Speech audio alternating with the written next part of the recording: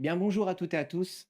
C'est encore un plaisir de pouvoir se retrouver pour partager ensemble la parole de Dieu, cette parole qui nous édifie, qui nous montre la voie et au travers de laquelle Dieu parle à chacun d'entre nous, parce que Dieu veut parler à chacun d'entre nous. Il ne veut pas simplement parler de manière globale, d'une généralité. Dieu nous connaît parfaitement, il nous a tissés dans le ventre de nos mères, il nous avait déjà appelés par notre nom avant même que nous puissions venir à naître sur cette terre, mais ce qu'il désire, a des plans de bonheur, des plans de paix et non de malheur, nous déclare cette parole. Mais comment accéder à ces plans? On va lire ensemble déjà Deutéronome 6 et on va lire les versets 1 à 5. Et on va voir un petit peu comment Dieu s'est introduit, ou en tout cas a introduit ses plans de paix. Comment est-ce qu'il voulait que les Israélites agissent pour qu'ils puissent rentrer dans ces plans de paix, justement. Deutéronome 6, versets 1 à 5.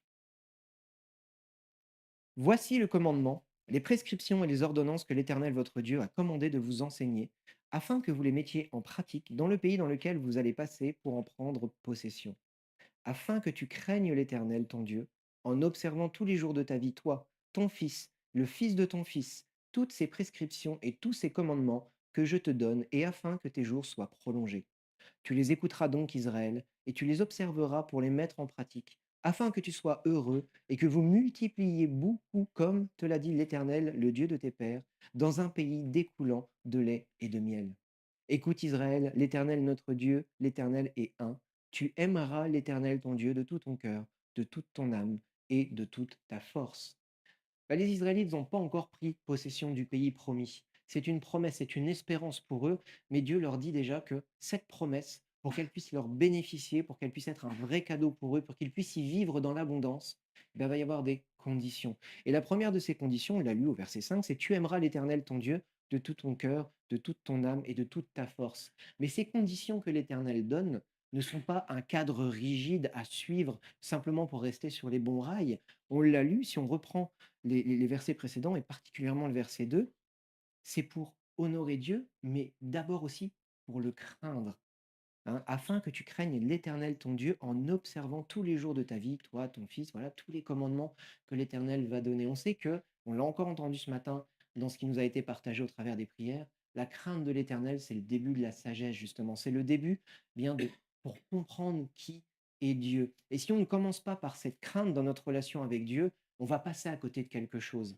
Hein, mes parents me répétaient souvent, je le répète souvent à mes enfants, je suis pas votre ami, je suis votre père.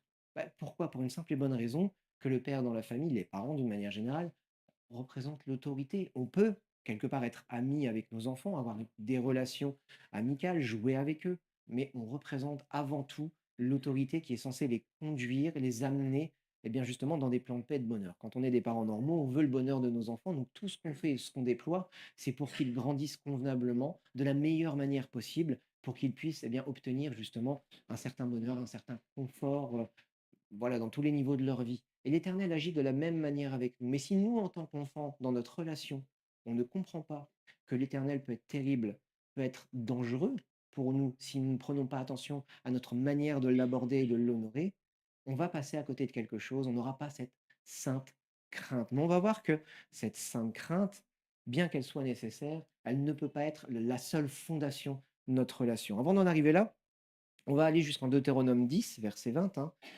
qui nous dit sensiblement la même chose. Après, on ira dans le psaume 111. Donc Deutéronome 10, verset 20, qui nous dit, tu craindras l'Éternel ton Dieu, tu lui rendras un culte, tu t'attacheras à lui et tu prêteras serment par son nom. Donc on voit que la crainte de l'Éternel, elle va nous permettre déjà une première chose, c'est lui rendre un culte convenable. Hein, L'Éternel n'est pas en train de, Dieu n'est pas en train de dire, vous me rendrez un culte et puis on verra bien, peu importe ce que vous ferez, ça m'ira. Hein, on le voit déjà avec le veau d'or, ça ne va pas à Dieu quand on l'honore n'importe comment, quand on veut l'adorer autrement que lui l'a décidé. On lui rendra un culte, on s'attachera à lui et on prêtera serment par son nom. Mais quand on prête serment par le nom de quelqu'un, ça ne veut pas rien dire, surtout dans ce qui est donné aux Israélites et dans leur culture à l'époque. Prêter serment par le nom de quelqu'un, c'était quand même important. Et si on utilise le nom de Dieu en vain, je vous rappelle que on n'a pas le droit. Voilà. Tu n'utiliseras pas le nom de l'Éternel en vain. Donc on voit déjà que la crainte de l'Éternel va nous pouvoir, en tout cas pour les Israélites et pour nous donner une fondation solide pour savoir, pour en tout cas honorer le Seigneur et ne pas utiliser son nom n'importe comment, et l'honorer convenablement. Si on va au psaume 111, et qu'on lit à partir du verset 10 et qu'on prolonge jusqu'au verset 1 et 2 du psaume suivant, donc psaume 111, verset 10. Le commencement de la sagesse, c'est la crainte de l'Éternel. Ils ont du bon sens, tous ceux qui s'en inspirent, sa louange subsiste à jamais. Louez l'Éternel, heureux l'homme qui craint l'Éternel, qui trouve un grand plaisir à ses commandements. Sa descendance sera vaillante dans le pays, la génération des hommes droits sera bénie. Donc fonder déjà notre relation avec Dieu sur la crainte de l'Éternel, elle va nous permettre autre chose, bah, c'est de recevoir sa bénédiction. Parce qu'on restera sur les voies qu'il a choisies, parce qu'on fera attention eh bien, de ne pas faire n'importe quoi avec son nom, non seulement nous serons bénis, mais on préparera le chemin pour ceux qui viennent à notre suite. On préparera le chemin pour notre descendance, pour nos enfants. On préparera le chemin pour eux, pour que eux, à leur tour, soient bénis. Et comme je vous le disais, quand on est parents, on veut le meilleur pour nos enfants. Donc forcément que si nous, nous craignons l'Éternel et que nous sommes bénis, nous allons enseigner cette crainte à ceux qui nous suivent pour qu'également eux soient bénis. Donc on voit déjà que fonder sa relation sur la crainte de l'Éternel, c'est quelque chose qui est essentiel. Sans cette crainte, bon, c'est juste un ami, c'est quelqu'un qui nous donne ce qu'on veut quand on en a besoin, bon, qui de temps en temps se fâche, ou alors on fait ce qu'on veut avec lui, alors que c'est pas ça notre relation avec l'Éternel. Il faut bien se rendre compte que c'est lui qui a pouvoir de vie et de mort sur chacun d'entre nous. Et il a choisi de nous donner la vie. Ce qu'il a fait au travers de Yeshua, à travers de la mort de Christ, c'est de nous donner ce choix de pouvoir vivre. Avant, on était condamné à mort. On n'avait pas de quoi racheter notre péché, de payer le prix à cause de notre faute, mais lui, il l'a payé à notre place. Et lui a choisi la vie pour nous. Et ce qu'il nous demande, bah, c'est nous aussi de choisir la vie. Je mets deux chemins devant toi. Choisis la vie, nous dit l'Éternel. Et il nous donne cette capacité, si on comprend qui il est, si on comprend qu'il est terrible et si on comprend qu'il y a une nécessité de le craindre, mais une sainte crainte. On va aller en Exode 20 et on va lire les versets 18 et 20. On les a déjà lus la semaine dernière, mais c'est des versets qui, dans ma méditation, reviennent beaucoup, beaucoup, beaucoup. Pourquoi? Parce qu'elle est essentielle, cette crainte, mais elle ne peut pas nous figer, elle ne peut pas nous empêcher d'approcher de Dieu. Donc là, on est dans le contexte, hein, je vous remets un petit peu. On- les Israélites arrivent au pied de la montagne. Dieu demande aux Israélites de se préparer à venir à la rencontre de leur Dieu, donc à se mettre à part, à se nettoyer, à se rendre propre pour pouvoir l'approcher. Et Moïse va monter sur cette montagne, mais Dieu se manifeste et ça inspire une grande crainte dans le peuple. Exode 20, versets 18 à 21. Tout le peuple observait le tonnerre, les éclairs, le son du corps et la montagne fumante. À ce spectacle, le peuple tremblait et se tenait dans l'éloignement. Ils dirent à Moïse, parle-nous toi-même et nous écouterons, mais que Dieu ne nous parle pas, de peur que nous ne mourions. Moïse dit au peuple, soyez sans crainte, car c'est pour vous mettre à l'épreuve que Dieu est venu, et c'est pour que vous ayez pour lui de la crainte afin de ne pas pécher. Le peuple se tenait dans l'éloignement, mais Moïse s'approcha de la nuée où était Dieu. Est-ce que Moïse n'était pas au courant de ce que Dieu pouvait faire? Il a été l'instrument de Dieu justement pour les plaies d'Égypte, pour infliger à l'Égypte une grande défaite. Il a ouvert la mer en deux. Il connaît la puissance et jusqu'où peut aller Dieu dans sa colère. Par contre, il a une véritable relation avec Dieu. Il lui parle. Il sera qualifié d'ami de Dieu. Le peuple, là, tout ce qu'il a fait, c'est juste recevoir. Il s'est jamais approché de Dieu. Il n'a fait que gémir, que geindre et se plaindre même d'être sorti de l'esclavage. Il n'a pas cette relation avec Dieu. Donc, quand Dieu se manifeste, bah, Moïse n'est pas surpris. Il sait que Dieu peut être terrible, mais il connaît Dieu, il connaît son caractère, il connaît son amour aussi. Le peuple ne connaît pas l'amour de Dieu. Il ne l'a pas compris, il ne l'a pas ressenti véritablement. Il n'a juste que bénéficié des bénédictions que l'Éternel leur a données. Ils ont sorti d'Égypte, ils ont reçu tout ce qu'il fallait pour manger, pour boire. Mais là, ils contemplent le Dieu de leurs yeux peut-être pour la première fois. Et ils voient la manifestation de la puissance de Dieu. Et ils sont dans la crainte. Mais cette crainte, au lieu de leur faire dire, d'accord, je comprends ce qu'est l'Éternel, je vais arrêter de me plaindre, je vais arrêter de geindre et je vais essayer de comprendre ce qu'il veut pour ma vie, bah, ils disent non. Moïse, toi, vas-y, nous, on ne veut pas s'approcher, on a trop peur. Et cette crainte de l'Éternel met une barrière entre Dieu, qui veut avoir une relation pourtant avec ce peuple qu'il a sorti d'Égypte, avec ce peuple qu'il a choisi, avec ce peuple qu'il veut bénir, à qui il a préparé un pays, à qui il a préparé la victoire sur les ennemis qui sont dans ce pays pour qu'il puisse en prendre possession. Et pourtant, ce peuple se tient dans l'éloignement à cause de la peur que la manifestation de la puissance de Dieu leur inspire. Et nous, dans notre relation avec Dieu, on ne peut pas laisser cette crainte mettre une barrière entre nous et Dieu. Cette crainte, elle doit être le fondement dans notre relation, dans le sens où nous devons comprendre qui Dieu est, mais elle ne doit pas nous empêcher de l'approcher. On doit à la fois comprendre que Dieu est justice, fermeté, mais aussi que Dieu est amour et bonté. Et il faut que nous puissions nous tenir dans l'équilibre de ces deux choses pour véritablement comprendre et nous approcher de Dieu dans la liberté et pouvoir bien le recevoir et le manifester. Notre relation ne peut pas être définie que par la crainte de Dieu, sinon on devient des religieux. Quel est le fondement du mouvement pharisianique quelque part? Parce que ces pharisiens qu'on présente comme les grands méchants au moment où Jésus faisait son ministère. La fondation du mouvement pharisianique, elle vient bien de la déportation de Babylone, parce que le peuple avait désobéi. Il y a des juifs qui se sont dit: «Plus jamais, on va obéir à la loi, on va se fixer sur ce cadre que Dieu nous a donné pour ne plus jamais subir ça». Et ils en sont devenus tellement religieux qu'ils en ont oublié celui qui leur avait donné cette loi et de le découvrir et de comprendre ce qu'il y avait derrière cette loi. Derrière ce cadre que Dieu lui-même a donné, il y a Dieu et c'est Dieu que nous devons découvrir. C'est pas simplement le cadre rigide de la loi qu'il a donné. Ce cadre rigide, il nous conduit vers Dieu. Il n'est pas la fin de notre relation avec Dieu. Il n'est qu'un guide qui nous permet de parvenir jusqu'à lui. Et ça, les pharisiens l'avaient oublié. Quand Jésus les traite de tombeaux blanchis remplis d'ossements, qu'est-ce que c'est? Oui, ils pratiquaient la loi, donc quelque part, ils faisaient ce que Dieu voulait, mais ce qu'il y avait à l'intérieur était pourri parce que Dieu n'y était pas. Dieu n'y était plus. Et ce n'est pas ce que Dieu désire. Dieu veut habiter avec nous. Il veut faire sa demeure en nous. Il veut guider notre vie. Il veut pouvoir être ce bon berger qui est avec nous tous les jours de notre vie, qui nous guide, qui nous soutient, qui nous délivre, qui nous restaure, qui nous fortifie, qui nous guérit. Sinon, Jésus serait jamais passé par cette croix. S'il ne voulait pas de ça, bah, il aurait utilisé sa puissance, il aurait fait et puis bon, ben voilà, maintenant vous êtes tranquille, faites ce que vous voulez et on fera les comptes quand vous viendrez me retrouver. Mais c'est pas ce que Jésus a désiré faire. Jésus il est venu sur cette terre pour nous ouvrir la voie, pour nous montrer le chemin, pour justement que nous puissions nous approcher de Dieu, à nous, nous qui étions tellement éloignés et tellement loin de pouvoir nous approcher de Dieu. Il a fait ce pas vers nous pour que nous puissions découvrir ce qu'il était vraiment venu accomplir. Il a déchiré le voile du haut jusqu'en bas pour que nous puissions rentrer enfin dans sa présence. Et c'est une grâce. Et on ne peut pas s'arrêter simplement au cadre rigide, à ce que Dieu pourrait nous faire si nous transgresserions sa loi, mais on doit découvrir qui est Dieu pour ne plus simplement avoir peur de transgresser sa loi et de se faire punir, mais simplement d'avoir peur de décevoir, de s'éloigner de Dieu, justement d'avoir cette relation qui nous fait rester dans sa présence parce qu'on a compris qui il était véritablement. Jean, Jean 19, Jean 4, pardon, verset 19 à 24. Jean 4, verset 19 à 24. Parce qu'on parlait des pharisiens, mais il y avait aussi les Samaritains. Et quelque part, ils adoraient selon ce qu'ils pensaient.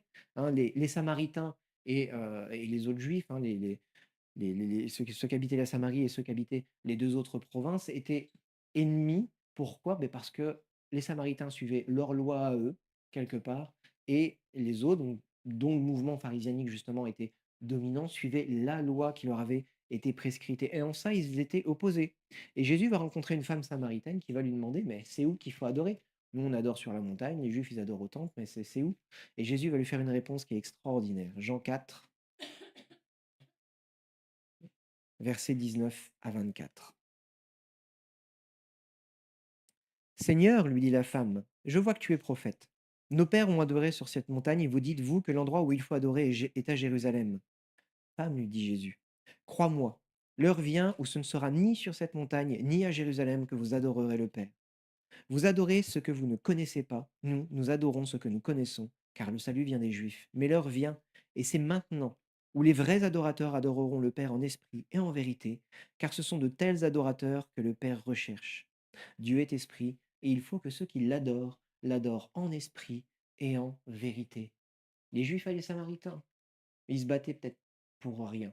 Peut-être que les Juifs donc, de ce fameux mouvement pharisianique étaient peut-être plus près de la vérité puisqu'ils suivaient la véritable loi, celle qu'ils avaient reçue de Moïse, des prophètes. Les Samaritains en étaient plus éloignés. Mais Jésus est en train de lui dire, oui, peut-être que les pharisiens sont plus près de la vérité parce qu'ils adorent véritablement selon la parole qui leur a été laissée. Mais c'est pas ça l'important. L'important, c'est pas d'être à Jérusalem, c'est pas d'être sur une montagne. Il arrive à un moment et Jésus lui dit que c'est maintenant parce que Jésus est là, parce que Jésus est venu justement accomplir cette parole. Il est venu le temps où on adorera plus simplement en vérité quelque part, parce que les pharisiens adoraient en vérité, ils suivaient la loi, mais on adorera aussi en esprit, parce que la loi n'est pas le but de notre foi. Le but de notre foi, c'est Jésus, c'est notre relation avec lui, c'est notre relation et la découverte du caractère de Dieu et de notre imprégnation de ce caractère.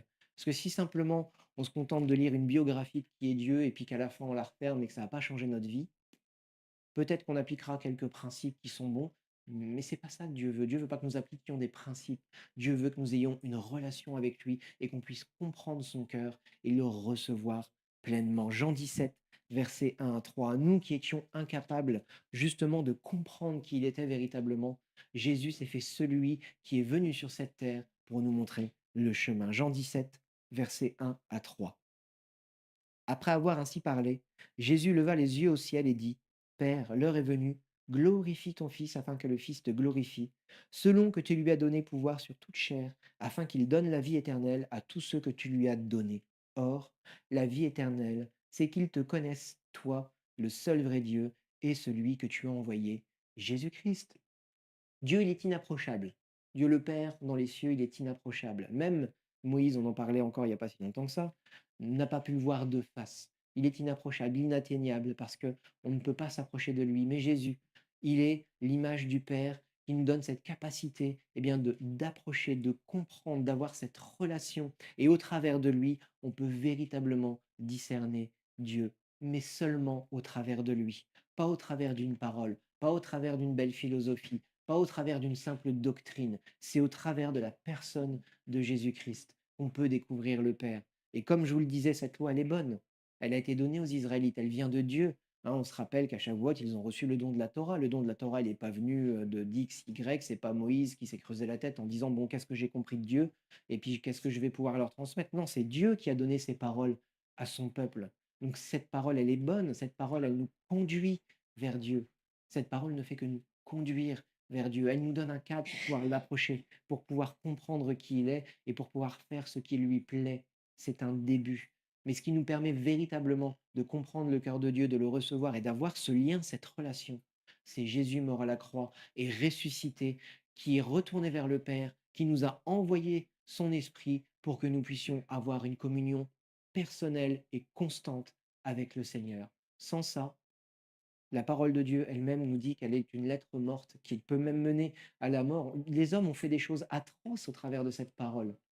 Hein, quand on voit un petit peu les croisades et ce qu'ils ont fait comme massacre pas permis, quand on remonte même pas si loin que ça, quand on remonte même à la Seconde Guerre mondiale, c'est l'exemple le plus probant que j'ai en tête actuellement, où les nazis tuaient avec le fameux ceinturon qui disait Dieu avec nous. Les hommes ont fait des horreurs avec cette parole. Par contre, renouvelée par l'Esprit Saint, cette parole, elle donne la vie, non seulement pour nous, mais comme on l'a lu tout à l'heure, pour la génération, les générations qui nous suivent, pour les hommes qui nous entourent. Amen.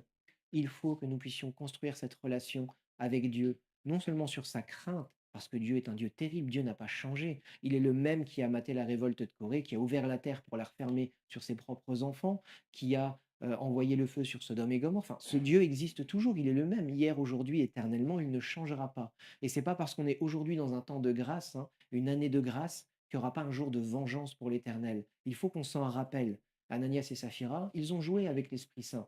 Ils se sont fait découvrir et l'Esprit les a fait mourir sur le champ, l'un après l'autre parce qu'ils avaient menti. Ce Dieu, il existe toujours, il est toujours là. Mais aujourd'hui, nous avons la grâce de pouvoir connaître aussi l'amour de Dieu et qu'on puisse fonder notre relation sur ces deux de la personnalité du Seigneur, sur sa crainte pour faire attention à ce que nous faisons et pour le révérer d'une manière honorable, et sur son amour parce que nous avons compris que nous avons été rachetés à un grand prix et que cet amour nous permet de vivre jour après jour. Amen. Amen. Apocalypse 1, versets 12 à 18 illustre bien cette dualité dans le caractère de Dieu. Apocalypse 1, verset 12 à 18. Là, on a Jean qui reçoit cette révélation, un Jean qui était le disciple le plus proche du Seigneur, qui était tout jeune, qui posait sa tête sur la poitrine de Jésus, que Jésus avait pris en affection justement parce qu'il était jeune et qu'il voulait être une figure, je ne vais pas dire paternelle, mais en tout cas d'autorité pour lui. Et ce même disciple qui a cette révélation de qui est véritablement Jésus tombera sur sa face. Il faudra qu'on le relève et qu'on lui dise non, non, ça va aller. Apocalypse 1, versets 12 à 18. Je me retournai pour découvrir la voix qui me parlait. Après m'être retourné, je vis 7 chandeliers d'or, et au milieu des chandeliers, quelqu'un qui ressemblait à un fils d'homme. Il était vêtu d'une longue robe et portait une ceinture d'or sur la poitrine. Sa tête et ses cheveux étaient blancs comme la laine blanche, comme neige. Ses yeux étaient comme une flamme de feu, ses pieds étaient comme du bronze qui semblait rougi au four, et sa voix était comme la voix des grandes eaux. Il avait dans sa main droite 7 étoiles, de sa bouche sortait une épée aiguë à 2 tranchants, et son visage était comme le soleil lorsqu'il brille dans sa force. Quand je le vis, je tombai à ses pieds comme mort. Il posa sur moi sa main droite en disant: Sois sans crainte.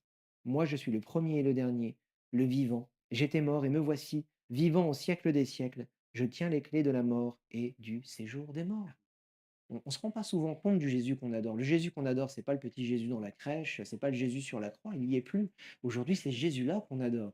Mais ça, on s'en rend pas souvent compte. Et c'est ça qui fait que bien souvent, on prend Jésus pour un tiroir caisse, on lui demande, on lui demande, on lui demande, on dit viens me servir, et on oublie que c'est à nous de le servir premièrement. Lui nous a déjà servi en montant sur la croix et en mourant et en subissant ce qu'il a subi à cause de nous. Mais nous, aujourd'hui, ce Jésus qui est si terrible, il nous prend, il nous dit ne crains pas, relève-toi, hein, sois sans crainte. Mais ne sois pas sans crainte, ah c'est bon, on va aller boire un coup dans le bar du coin. C'est sois sans crainte, ne crains pas pour ta vie. Là, Jean, qu'il connaissait bien pourtant de son vivant, il tombe comme mort. Je voudrais pas me trouver à sa place et avoir la vraie vision qui est Jésus. Si lui-même est tombé comme mort alors qu'il le connaissait personnellement et intimement, bah, combien plus forte raison, moi, dans mon ignorance, en me trouvant en face de lui, j'aurais pas une réaction similaire ou voire même mourir sur place tellement mon cœur lâcherait? Je sais pas, je ne sais pas. Mais Jésus, Dieu, est un Dieu qui peut être terrible, mais qui nous dit: «Sois sans crainte». Dieu veut que nous ayons une relation personnelle et intime, mais que cette crainte ne nous, pétrifie pas sur place. Voilà, Dieu est amour et justice. Il a suffisamment démontré ces 2 aspects de sa personnalité, mais c'est au travers de notre relation avec lui qu'on va pouvoir découvrir l'équilibre entre les 2. On arrivera, jamais parfaitement, mais qu'on pourra placer le curseur au plus près, hein, de sans être extrêmement légaliste, carré, ou alors trop laxiste, beaucoup trop amour, et de laisser se perdre à cause bien, du Dieu qu'on se sera imaginé. Au contraire, dans notre relation avec lui, on va pouvoir trouver l'équilibre, savoir que c'est dans bien, sa justice qu'on accomplit ce qu'il veut que nous accomplissions, mais que c'est dans son amour qu'on doit marcher et accomplir sa justice. Amen. Mais on va pas en rester là, simplement, on va se donner des outils pour savoir si on a justement une bonne relation avec le Seigneur. Bon, là, les jeunes, c'est un petit peu de la redite, mais parce qu'on a vu ça avec le groupe de jeunes il n'y a pas si longtemps que ça, mais c'est extrêmement important dans notre relation avec Dieu de savoir se situer. Parce que si on se situe avec nos propres critères, bon, on sera toujours bien, quelque part. Si c'est moi qui définis l'étalon avec lequel je mesure ma relation avec Dieu, ma relation, elle est toujours bien. Bon, peut-être que de temps en temps, bon, mais c'est pas si grave que ça. Quel est le véritable étalon qui va nous permettre de savoir où on en est avec le Seigneur? Qu'est-ce qui va nous dire si, eh bien, dans notre relation, on marche sur le bon chemin ou s'il faut qu'on corrige le cap? Parce que bon, voilà, on a un pasteur qui aime bien tout ce qui est aviation, mais quelque part, c'est une image qui parle bien. On a un cap. On est en avion, on doit aller d'un point A à un point B. C'est génial, le ciel, on peut aller tout droit. Bon, la Terre n'est pas plate, mais on va tout droit quand même. Si on dévie ne serait-ce que d'1 degré, et qu'on fait des milliers de kilomètres comme ça, arrivé au bout, on a des centaines de kilomètres du lieu où on devrait être. Et notre relation avec le Seigneur, c'est la même chose. Si on ne se pose pas de temps en temps pour vérifier si on garde le bon cap, à la fin, on va peut-être se retrouver à des milliers de kilomètres de là où le Seigneur voulait nous conduire parce qu'on n'a pas fait attention. Matthieu 7, versets 22 et 23. Est-ce qu'on peut évaluer notre relation avec nos œuvres quelque part? Parce que Jacques nous dit, ben voilà, par ma foi, enfin, par mes œuvres, je te démontrerai ma foi.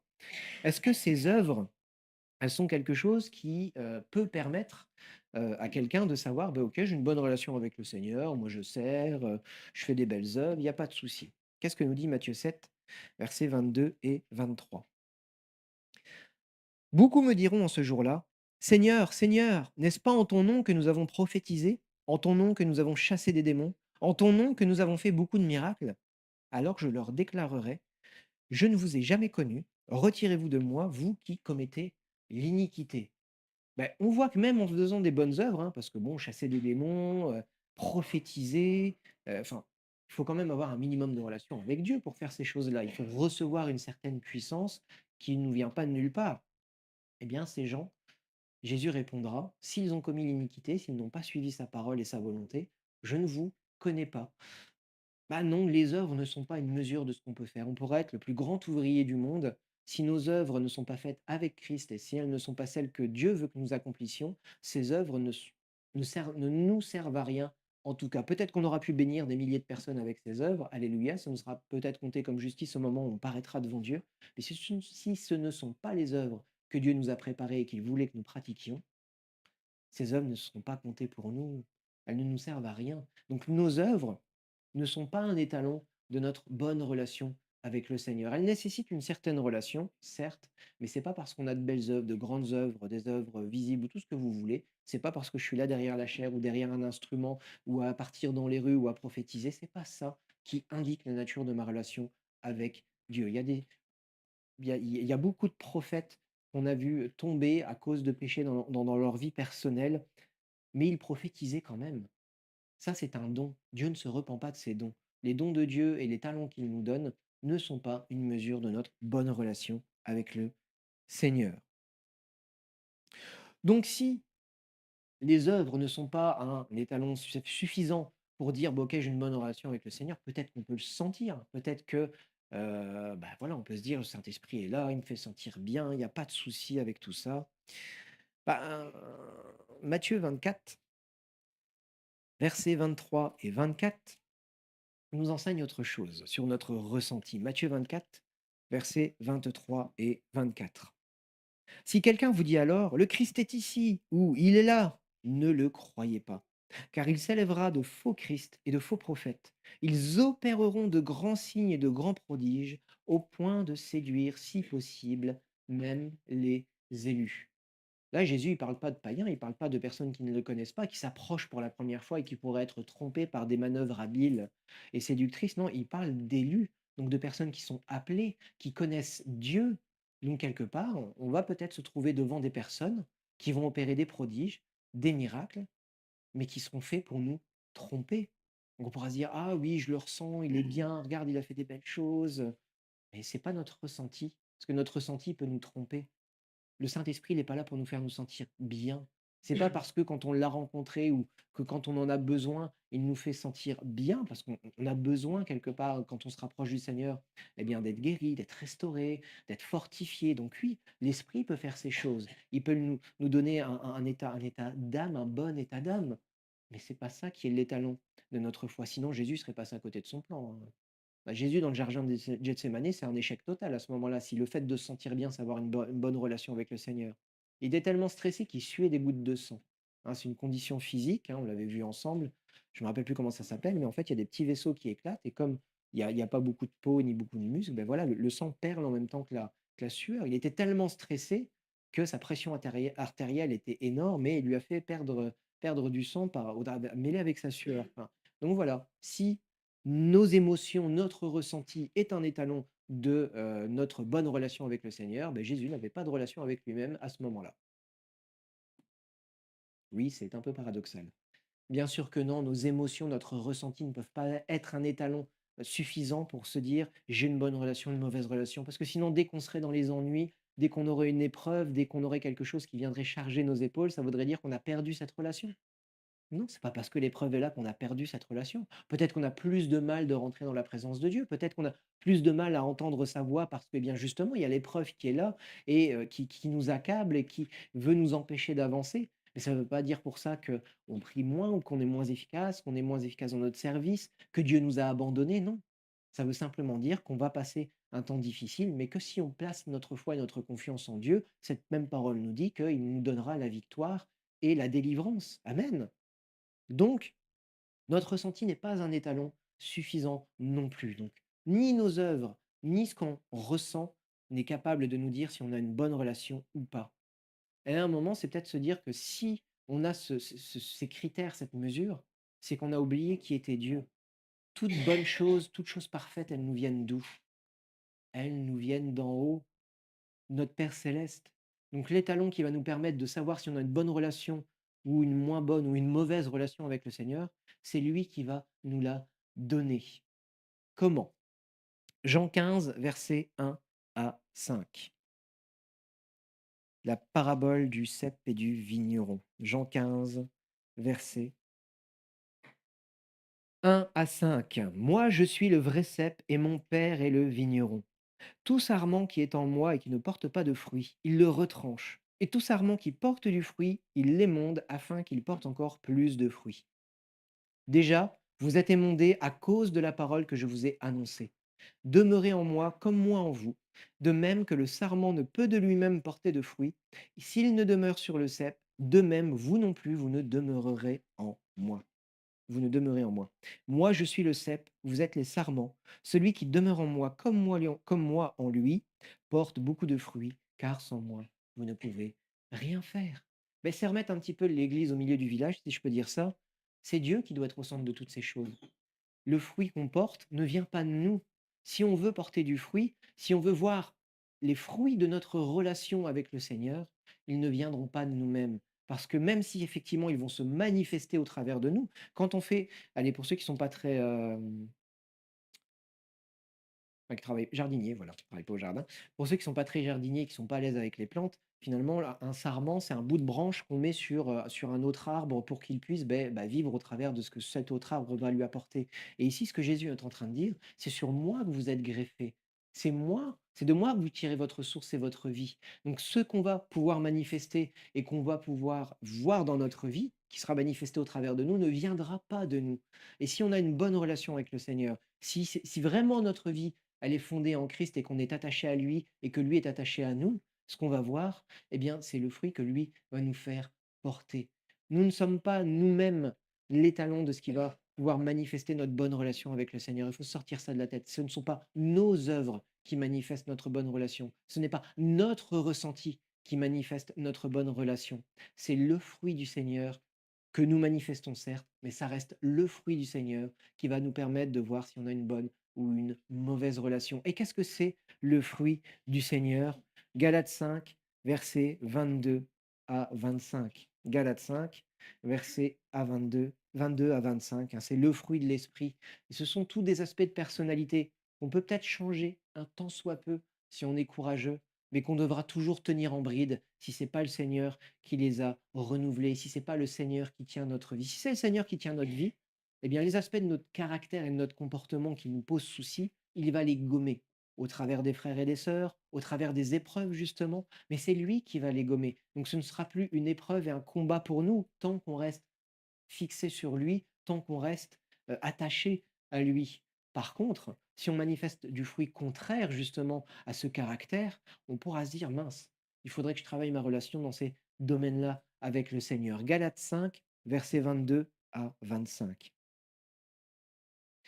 Mais le fruit de l'esprit est amour, joie, paix, patience, bonté, bienveillance, fidélité, douceur, maîtrise de soi. La loi n'est pas contre de telles choses. Donc la loi, elle est bonne, encore une fois, je le rappelle, la loi ne va pas à l'encontre de la volonté de Dieu et la loi n'a pas disparu avec Yeshua, avec Jésus-Christ. La loi, elle atteste, elle valide ce fruit-là. Mais ce n'est pas la loi, la fin et le but de notre foi. Je passe au verset 24. Ceux qui sont au Christ Jésus ont crucifié la chair avec ses passions et ses désirs. Si nous vivons par l'Esprit, marchons aussi par l'Esprit. Donc si on veut porter ce fruit, justement, si on veut voir une évolution dans notre caractère, si on veut pouvoir manifester un véritable amour, une véritable joie, une véritable paix, une véritable patience, une véritable bonté, une véritable bienveillance, une véritable fidélité, une véritable douceur, une véritable maîtrise de soi, pas quelque chose de simulé ou pas quelque chose où on doit toujours se tenir en bride pour faire attention, pour que notre langue ne fourche pas, pour que nous ne revenions pas à nos anciens sentiers. Si véritablement nous avons crucifié notre chair et que c'est l'esprit qui dirige notre vie, ce fruit sera manifesté même sans que nous nous en rendions compte. Pourquoi? Parce qu'on se sera fixé sur les œuvres que Dieu veut que nous pratiquions, parce qu'on se sera fixé sur notre découverte du Seigneur, parce qu'on se sera fixé sur notre marche avec lui. Et dans cette marche, eh bien, cette amélioration, si je peux dire ça comme ça, elle est naturelle. Pourquoi? Parce que c'est Dieu qui dirige notre vie dans ce cas-là. Et si c'est Dieu qui dirige notre vie, notre relation, elle est solide. Et on peut manifester ce fruit. Et il est important régulièrement de faire un point sur notre cap. Allez, ça fait un mois, 6 mois, un an, 10 ans. Peut-être pas attendre ce temps-là pour rectifier le tir, parce que plus il y en a à rectifier, plus c'est difficile. Mais quand on fait des points réguliers avec le Seigneur, pas qu'on regarde en arrière, pour regarder en arrière et pour, comme la femme de l'eau, se tourner et se transformer parce qu'on préférait ce qu'il y avait avant et qu'on regrette ce qu'on avait avant. Mais quand on s'arrête, qu'on fait le bilan de: «Bon, voilà, à cet instant de ma vie, j'étais comme ça. Aujourd'hui où j'en suis, j'étais pas bon, j'aimais pas les gens. Aujourd'hui, quand je me pose: «Est-ce que j'aime vraiment les gens? Est-ce que j'ai cet amour pour eux?» Pas vraiment encore, mais ça va mieux. Bah, c'est que ma marche avec le Seigneur, elle est efficace. C'est ce fruit-là, il est parfait, enfin cet aspect du fruit, il est parfait. Bah, génial, bon, on passe au suivant à ce moment-là. J'aime toujours pas les gens, ou c'est même pire qu'avant. Je viens dans l'assemblée, mes frères et mes sœurs m'irritent, j'ai pas envie de les voir, j'ai pas envie de me lever. Il y a peut-être quelque chose à voir avec le Seigneur à ce moment-là. Seigneur, tu vois que là, ça va pas dans ma vie. Viens faire ce qu'il faut pour que je puisse vraiment changer et avoir ton amour pour les gens. Paul, c'était quand même quelqu'un d'extraordinaire au niveau ministère. Même cet homme disait: «Je ne fais pas les œuvres que je voudrais faire et je fais ce que je ne voudrais pas faire. Qui me délivrera de ce corps de mort?» Mais il l'a dit, il l'a proclamé, c'est Jésus-Christ qui l'a délivré de ce corps de mort. Hein, et dans ce fameux passage où il parle de l'amour, hein, il dit: «Si j'ai pas l'amour, je suis qu'une cymbale qui retentit». Pourtant Paul, il en a dit des choses. Hein, presque la moitié du Nouveau Testament, ce sont ses lettres. C'est quand même Paul qui nous a laissé le plus gros bagage, un des plus gros bagages dans de cette parole et de comment vivre une relation avec le Seigneur et comment marcher avec le Seigneur. Et pourtant, même cet homme-là disait que s'il le faisait sans amour, ça servait à rien. À combien plus forte raison nous devons nous approcher du Seigneur pour recevoir de lui la direction et le laisser diriger notre vie pour que notre relation soit justement dans cet équilibre, ni trop légaliste, ni trop laxiste, mais dans un équilibre parfait, même si nous ne parviendrons pas à cette perfection ici, mais dans cet équilibre parfait sur lequel Dieu veut que nous marchions. Il veut pas qu'on marche, dans la crainte de recevoir un coup, donc toujours de se regarder comme ça nous ralentirait, ça ça masquerait qui il est véritablement. Il veut pas non plus qu'on marche d'une manière tellement insouciante que, bah, finalement on finisse dans le fossé, hein. Il veut qu'on aille à un rythme régulier. On a un frère qui a été un peu vite et qui malheureusement s'est écarté du bon chemin et qui a fini lui dans le fossé avec sa voiture malheureusement. Mais c'est pareil avec le Seigneur. Si quelque part on va trop vite sans prendre conscience des dangers qui nous entourent, on finit dans le fossé. Par contre, si, on va à 10 à l'heure et bah, qu'on n'avance pas, on n'ira pas là où le Seigneur veut que nous allions. On n'avancera pas aussi bien, on ne manifestera pas les dons aussi bien que lui voudrait que nous les manifestions. Dieu veut que nous marchions dans cet équilibre, qu'on ait une relation équilibrée avec lui. Que nous puissions justement, eh bien, nous examiner nous-mêmes régulièrement pour justement savoir où on en est avec le Seigneur. On a des outils, on a ce fameux fruit de l'esprit qui nous permet de nous placer.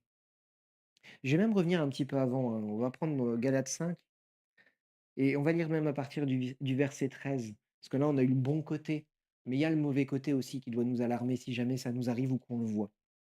À partir du verset 13. Frères, vous avez été appelés à la liberté. Seulement ne faites pas de cette liberté un prétexte pour vivre selon la chair, donc de manière laxiste, mais par amour, soyez serviteurs les uns des autres. Donc on ne se sert pas dans la pratique de l'amour, on ne se sert pas dans la manifestation de ce fruit. Ce fruit, il vient quand on se met au service des autres, pas au service de nous, pas au service de notre don. Hein, j'allais dire pas au service de Dieu, mais si, parce que si on se met au service de Dieu, forcément on se met au service des autres. C'est dans la manifestation de ce qu'on est, elle se fait dans le service pour les autres. Car toute la loi, encore une fois, est accomplie dans une seule parole, celle-ci: tu aimeras ton prochain comme toi-même. Paul ne l'invente pas, Jésus l'a dite lui-même, cette parole. Mais si vous vous mordez et vous dévorez les uns les autres, prenez garde de ne pas être détruits les uns par les autres. Je dis donc, marchez par l'esprit et vous n'accomplirez point les désirs de la chair. Car la chair a des désirs contraires à l'esprit et l'esprit en a de contraires à la chair. Ils sont opposés l'un à l'autre afin que vous ne fassiez pas ce que vous voudriez. Mais si vous êtes conduits par l'esprit, vous n'êtes pas sous la loi. Or, les œuvres de la chair sont évidentes, c'est-à-dire inconduite, impureté, débauche, idolâtrie, magie, hostilité, discorde, jalousie, fureur, rivalité, division, parti pris, envie, ivrognerie, orgie et choses semblables. Je vous préviens, comme je l'ai déjà fait, ceux qui se livrent à de telles pratiques n'hériteront pas du royaume de Dieu. On pourrait pratiquer tout ce qu'on veut pratiquer. On pourrait être le meilleur musicien du monde, le meilleur prédicateur, le meilleur enseignant, le plus grand prophète, celui qui a un don de guérison phénoménal. Si on pratique ces choses, on n'héritera pas du royaume de Dieu. On fera partie de ces hommes et de ces femmes à qui Jésus dira: arrière de moi, je ne vous connais pas, vous qui pratiquez l'iniquité. Ce serait dommage de passer à côté justement de cette relation épanouie que le Seigneur veut que nous ayons avec lui. Et si on veut pouvoir se dire: «OK, j'ai une bonne relation avec le Seigneur», c'est au travers du fruit que nous manifestons que nous pourrons le voir. Est-ce qu'on manifeste le fruit de la chair ou est-ce qu'on manifeste le fruit de l'esprit? Notre relation avec Dieu, elle est essentielle. C'est le but de notre foi. C'est Jésus qui l'a dit lui-même, on l'a lu tout à l'heure. Il est venu sur terre non pas pour que nous puissions être des super pratiquants de la loi, il est venu sur terre pour que nous puissions rencontrer Dieu, le connaître et avoir une relation avec lui, pour que nous puissions justement avoir cette intimité. Donc qu'on puisse s'approcher de lui librement, mais qu'on ne fasse pas de cette liberté un prétexte pour vivre comme notre chair le désire, qu'on puisse prendre conscience de notre responsabilité, non pas vis-à-vis des hommes ou de quelqu'un, mais vis-à-vis de Dieu. Et si on a compris, parce qu'on le craint, parce qu'on a une sainte crainte de l'Éternel, parce qu'on sait à quel point il peut être terrible, si on a compris qui était véritablement Dieu, eh bien, on a une bonne fondation pour marcher dans la sainteté avec lui comme lui le désire. Amen.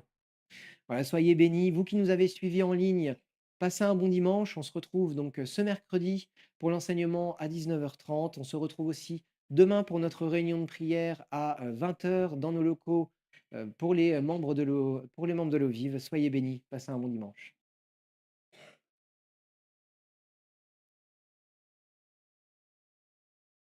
C'est bon.